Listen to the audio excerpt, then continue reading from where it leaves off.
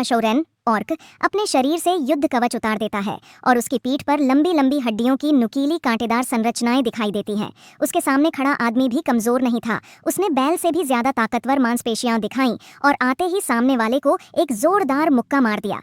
असल में वे दोनों द्वंद्व युद्ध कर रहे थे। हरा रंग का यह शूरैन उनका नेता गुलदान था और उसे चुनौती देने वाला उसका ही एक अधीनस्थ सरदार था। कुछ देर की लड़ाई के बाद गुलदान उलटे हालात में आ गया। लड़ाई जल्दी खत्म करने के लिए गुलदान ने सीधे सियनेंग शैतानी शक्ति का इस्तेमाल करके दूसरे की जीवन शक्ति पूरी तरह से खींच ली। आखिरकार वह आदमी जमीन पर गिर पड़ा और उसकी सांसें थम गईं।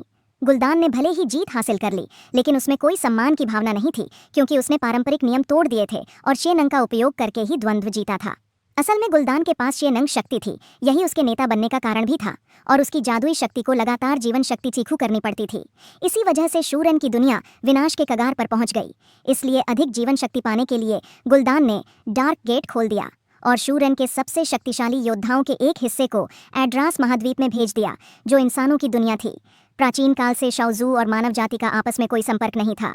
इंसान विशाल और पुनर्जीवित हो रही एड्रस भूमि में रहते थे और शाओजू हरे भरे घने वनस्पतियों वाले ड्रेनोर संसार में रहते थे। लेकिन गुलदान ने इस संतुलन को तोड़ दिया।